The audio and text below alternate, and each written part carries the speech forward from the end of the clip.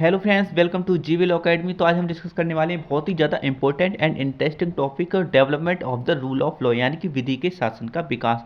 बहुत ही ज़्यादा important topic है ये हमारे जुडिशरी के लिए और एलएलबी के लिए। तो सबसे पहले हम जानेंगे इसका मीनिंग एंड डेफिनेशन। तो rule of law means that the law is supreme and no one is above the law. तो इसका विधि के शासन का अर्थ है कि कोई भी व्यक्ति जो है विधि से बड़ा नहीं होगा और जो हमारा लॉ है यानी कि विधि है वो ही जो है सर्वोच्च होगी। It ensures that all individuals, including the government, are subject to and accountable under the law. ये जो विधि का शासन का जो सिद्धांत है वो स्थापित करता है कि सभी व्यक्ति जो है विधि के अधीन होंगे, यहाँ तक कि सरकार भी विधि के अधीन होगी और वह जो है विधि के प्रति उत्तरदायी होगी। It upholds equality before law and protects the fundamental rights of citizens. जो विधि के शासन का सिद्धांत है ये जो है विधि के समक्ष समता का सिद्धांत भी जो है अपहोल्ड करता है और जो हमारे फंडामेंटल राइट्स हैं वो भी जो है इसी के अधीन जो है आते हैं। तो आई थिंक इसका अर्थ जो है आप समझ गए होंगे कि विधि के शासन का अर्थ क्या है कि विधि से बड़ा कोई नहीं होगा, सभी विधि के अधीन होंगे, यहाँ तक कि सरकार भी विधि के अधीन होगी। सरकार भी विधि से बढ़कर कोई भी काम नहीं करेगी, विधि के अंतर्गत रहकर ही वो अपना काम करेगी। और जो हमारे फंडामेंटल राइट्स हैं यानी कि मौलिक अधिकार वो भी जो है इस विधि के शासन के अंतर्गत ही जो है शामिल होते हैं। आई थिंक आप इसको समझ गए होंगे। तो पढ़ते हैं हम इसके next, origin and historical background. इसका जो है विकास और इसका जो पृष्ठभूमि है वो क्या है। The concept of the rule of law has its roots in ancient civilisation. तो जो प्रिंसिपल है इसका यानी कि विधि के शासन का जो सिद्धांत है वो जो है इसका जो प्रिंसिपल है और इसकी जो जड़ें हैं वो जो हमें एंशियंट सिविलाइजेशन और जो पुरानी सभ्यता है उसमें देखने को मिलती है। It was developed in England as a principle of district arbitrary powers of king the king. इसका जो सिद्धांत है ये तब जो है अस्तित्व में आया जब जो है किंग जो है बहुत ही ज़्यादा अपनी शक्तियों का दुरुपयोग करते थे, अपनी मनमाना जो है काम करते थे। इस पर जो है लगाम लाने के लिए ये जो है प्रिंसिपल उद्भव हुआ यानी कि इसका विकास हुआ। और जो एवी डाइसी थे 1885 में popularised the modern meaning of the rule of law in his book introduction to the study of the law of the constitution. तो इन्होंने इस बुक में जो है इसको अच्छी तरीके से डिफाइन किया। तो बढ़ते हैं इसके नेक्स्ट। तो AV Dicey's concept of rule of law. तो जो एवी डाइसी ने जो है जो कि कॉन्सेप्ट दिया था रूल ऑफ लॉ का, विधि के शासन का जो कॉन्सेप्ट दिया था एवी डाइसी ने, वो क्या कहता है। AV Dicey emphasize three main principle. AV Dicey ने जो है तीन प्रिंसिपल जो है सिद्धांत जो है पारित किए।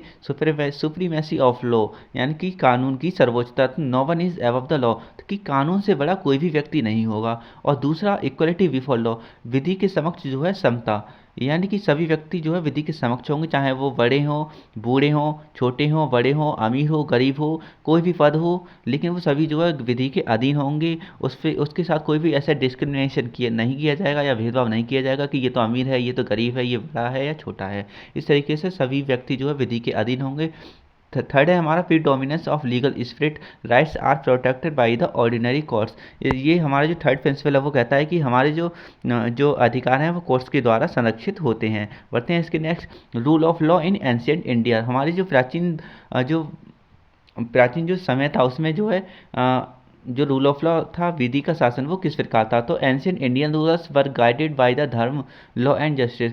तो हमारे जो पुराने जो राजा थे वो जो है धर्म को लेकर चलते थे, यानी कि कोई भी अगर नियम बनाते थे या फिर जो है कोई भी जजमेंट देते थे या न्याय करते थे तो वो धर्म को देख के ही देते थे, यानी कि धर्म में जैसी बातें बताई गई हैं उसी हिसाब से वो चलते थे। आई थिंक आप इसको समझ गए होंगे। Even Kings were not above the धर्म। तो जो राजा लोग होते थे वो भी अपने आप को धर्म से बड़ा नहीं समझते थे, वो धर्म के अधीन ही काम जो है किया करते थे। The text like Manusmriti, Manusmriti इसमें गलत लिख गया है, इसकी जगह हमारा होना चाहिए हम उसको बोल सकते हैं भागवत गीता। ये the text Bhagavad Gita and Arthashastra emphasize fairness justice and accountability. तो हमारे जो भागवत गीता है एंड जो अर्थशास्त्र है वो जो है फेयरनेस और जस्टिस पर जो है काम करते थे।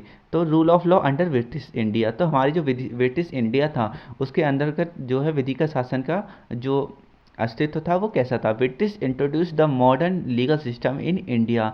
तो जो ब्रिटिशर्स थी उन्होंने जो है मॉडर्न लीगल सिस्टम को जो है स्थापित किया भारत में। However the rule of law was not equality applied Indian faced discrimination. हालांकि वो जो ब्रिटिशर्स जो होते थे वो भारत में स्थापित तो किया था उन्होंने रूल ऑफ लॉ, लेकिन वो बहुत ही ज़्यादा हमारे भारतीयों के साथ भेदभाव किया करते थे। यानी कि उन्होंने बस नाम के लिए रूल ऑफ लॉ स्थापित किया था, वो हालांकि जो है एक अच्छी तरीके से उसको लागू नहीं किया था।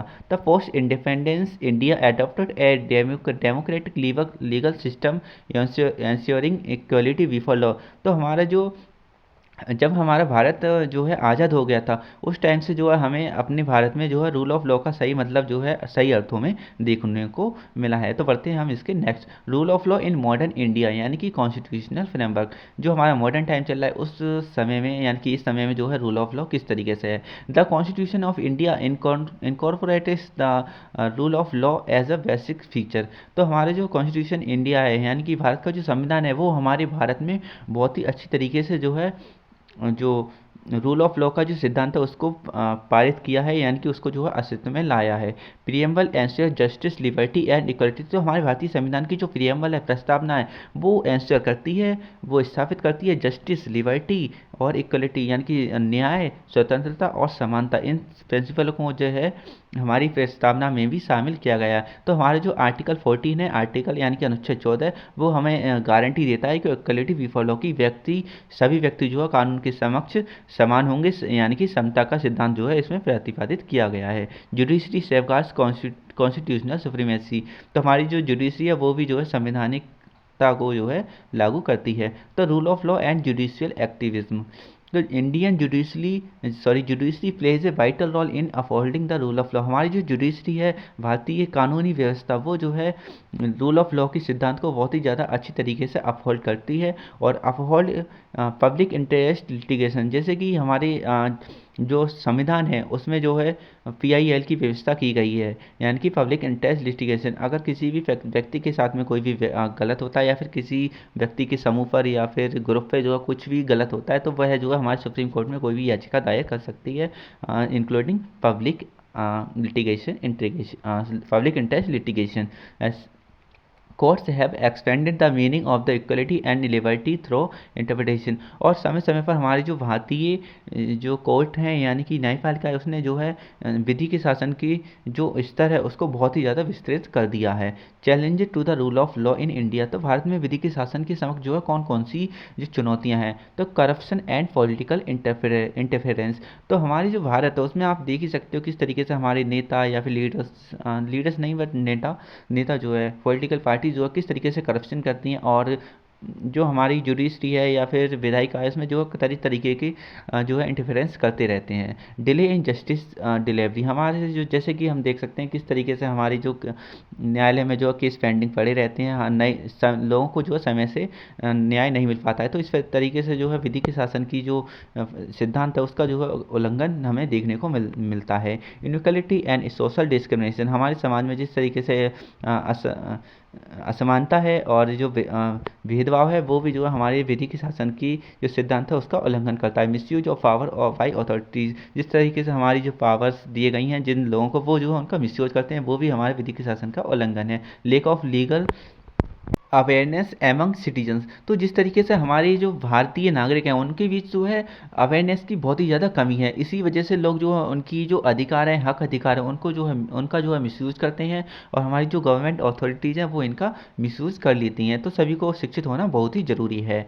तो recent developments and landmark judgment. तो रूल ऑफ लॉ से संबंधित जो भी हमारे रिसेंट डेवलपमेंट है, विकास है और जो जजमेंट है वो कौन कौन से हैं।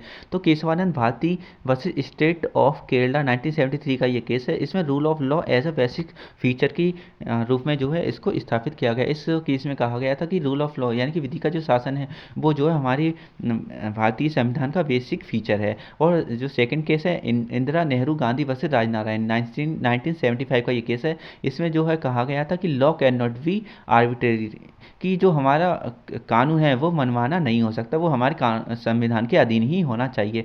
तो Maneka Gandhi versus union of India 1978 का ये केस है। इसमें कहा गया था कि due process is a part of rule of law, जो सम्यक विधि प्रक्रिया है वो जो है हमारी विधि के शासन का जो है एक भाग है, और इसी के अंतर्गत जो है हमें जो विधि है वो फॉलो करनी चाहिए। आई थिंक आप इसको तो जो है समझ गए होंगे। तो बढ़ते हैं हम इसके नेक्स्ट यानी कि कंक्लूजन की ओर। तो rule of law forms the foundation of a democratic society. तो हमारे जो विधि के शासन का सिद्धांत है वो जो है जो डेमोक्रेटिक कंट्री है यानी कि लोकतांत्रिक देश की जो है स्थापना करता है और इसकी नींव रखता है। It ensures that power is exercise with in legal limits and protects individual freedoms. तो ये हमारा जो सिद्धांत है वो स्थापित करता है कि जो हमारी अथॉरिटीज़ हैं या जिसको पावर्स दी गई हैं वो अपनी पावर जो है अपनी अपनी हद में रह के करें, यानी कि अपनी लिमिट में रहकर करें, अपनी जो उन्हें जितनी पावर दी गई है वो उनका उतना ही प्रयोग करें, और साथ ही साथ जो है अपने यानी कि जो इंडिविजुअल हैं यानी कि व्यक्तियों की जो अधिकार हैं, हक अधिकार हैं, उनकी भी जो है रक्षा करें।